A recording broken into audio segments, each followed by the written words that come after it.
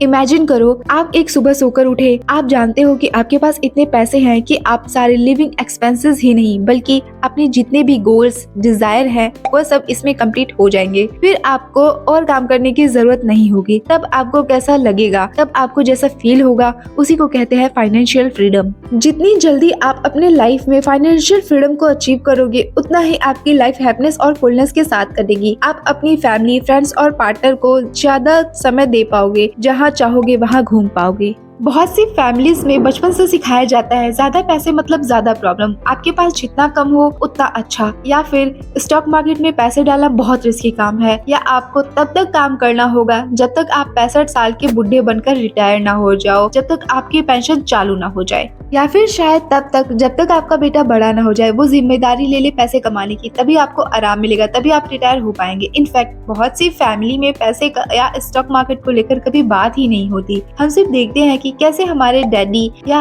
उनके डैडी ने बूढ़े होने तक काम किया, तब घर को चलाया, कैसे वो बीमार होकर भी काम पर जाते थे, बारिश के मौसम में तेज बारिश होती थी फिर भी उसे लड़कर काम पर जाते थे, क्योंकि घर चलाने के लिए हमें पैसे की जरूरत थी। फाइनेंशियल फ्रीडम का कॉन्सेप्ट सालों से है, तब भी बहुत ही रेयर यानी 1% से कम लोग ही इसके बारे में सोचते थे, उसके 1% लोग ही इसे हासिल करते थे।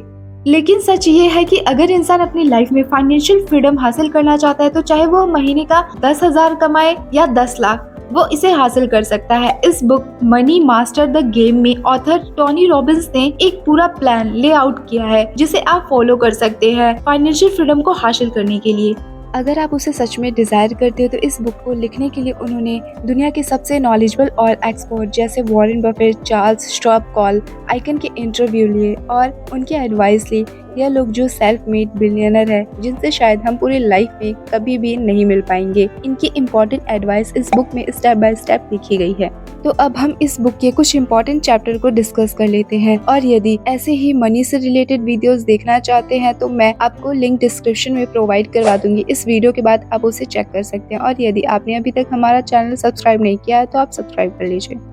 Chapter number 1, money is a good servant but a bad master. इस क्वाइट का मतलब ये है कि पैसा एक अच्छा नौकर है लेकिन बहुत ही बेकार मालिक है। अगर आप अपने पैसे को कंट्रोल करते हो तो मतलब कि आपको अच्छे से पता है कि आपको अपना पैसा कहाँ खर्च करना चाहिए या फिर किसे अपने पैसे देने चाहिए, तो ये पैसे आपको पावर देता है। लेकिन अगर इसका उल्टा हो जाए और पैसा आपको कंट्रोल करने लग जाए, मतलब कि आप ऐसी चीज पर खर्च करने लगे जिसकी आपको एक्चुअल में जरूरत ही नहीं है, जैसे कि फालतू का खर्चा करना, बड़े बड़े घर लेना, बड़ी गाड़ियां लेना, तो ये आपके लिए अच्छा नहीं होगा क्योंकि फिर पैसा आपको कंट्रोल करने लग गया है। टोनी रॉबिन्स बोलते हैं कि हम लोग पैसे के बारे में ज्यादा बात करने से कतराते हैं। हम अपने डिनर टेबल पर या फिर पब्लिक प्लेस में पैसे के बारे में बात करना पसंद नहीं करते क्योंकि हम लोग उतने कंफर्टेबल नहीं है पैसे को लेकर। और यह सबसे इम्पोर्टेंट है कि आप पैसों को कैसे हैंडल करते हो।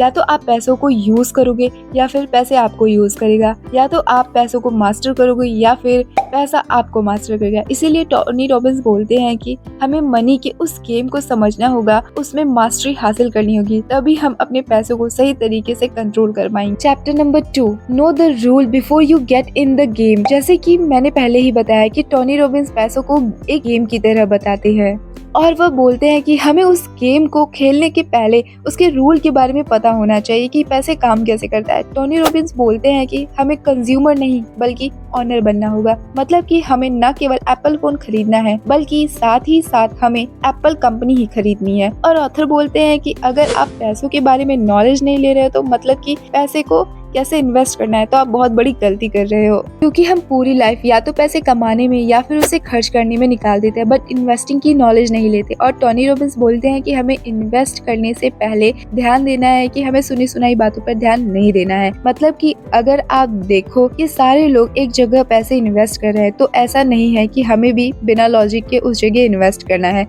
हमें खुद की रिसर्च करनी है। ऐसा नहीं है कि ऐसी कंपनी में इन्वेस्ट कर दिया जिसका कभी पहले हमने नाम तक नहीं सुना था और अचानक से आपके अंकल आके बोलते हैं बेटा इस कंपनी में इन्वेस्ट कर दो, पैसा डबल हो जाएगा। ऐसा आपको बिल्कुल भी नहीं करना है।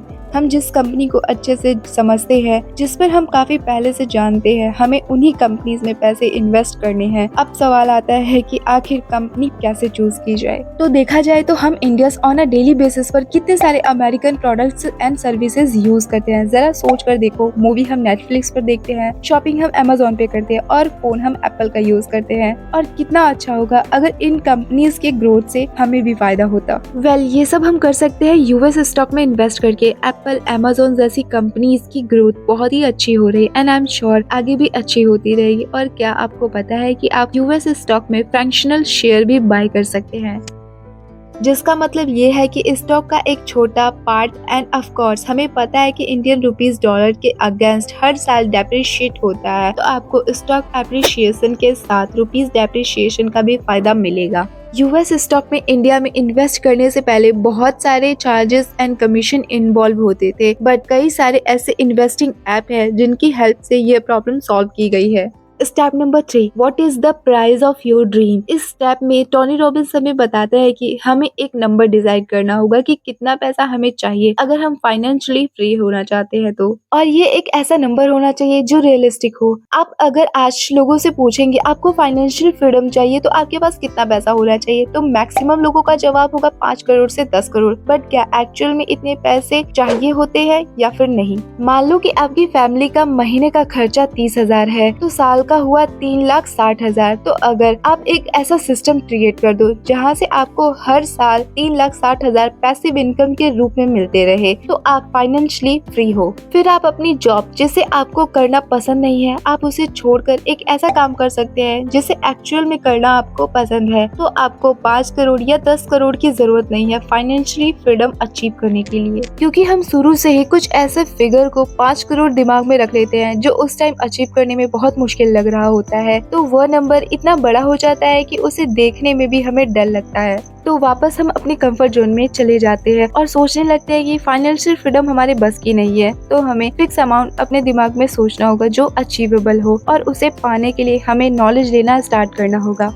Chapter number 4, absolute freedom. इस बुक में टोनी रॉबिन्स ने हमें एब्सोल्यूट फ्रीडम को एक अल्टीमेट गोल बताया है, जिसे आप एक सबसे बड़े माउंटेन का सबसे ऊंचा हिस्सा समझ लो। और वहाँ पर पहुँचने के लिए हमें इस गोल को 5 छोटे गोल्स में डिवाइड करना होगा। सबसे पहला आता है फाइनेंशियल सिक्योरिटी। इसका मतलब है कि अगर आपकी इनकम इतनी हो रही है कि आपके बेसिक नीड जैसे खाना, पानी, लाइट्स, पानी का बिल एक्सेट्रा ये सब पूरे हो जाए, तो आप फाइनेंशियल सिक्योर हो। मतलब कि आपकी इनकम इतनी हो रही है कि अगले कुछ महीने तक आपके बेसिक खर्चे वह सब निकल रहे हैं। फिर आता है सेकेंड नंबर, फाइनेंशियल इंडिपेंडेंस। इसका सपना हर कोई देखता है। इसका मतलब ये है कि आपकी पैसिव इनकम इतनी हो जाए कि आपके सारे एक्सपेंसेस आराम से कवर होना स्टार्ट हो गए हैं और अब आपको काम करने की जरूरत नहीं है, क्योंकि पैसा आपके लिए काम कर रहा है। और फिर अगर आप काम करना भी चाहते हैं तो ऐसा काम कर सकते हैं जिसे आप इंजॉय करते हो। पैसे के लिए आपको काम करने की जरूरत नहीं है और अब आपका कोई बॉस नहीं है, आप खुद अपने बॉस बन गए हो और अब आपके पास ज्यादा फ्री टाइम होगा। फिर लास्ट में आता है एब्सोल्यूट फाइनेंशियली फ्रीडम।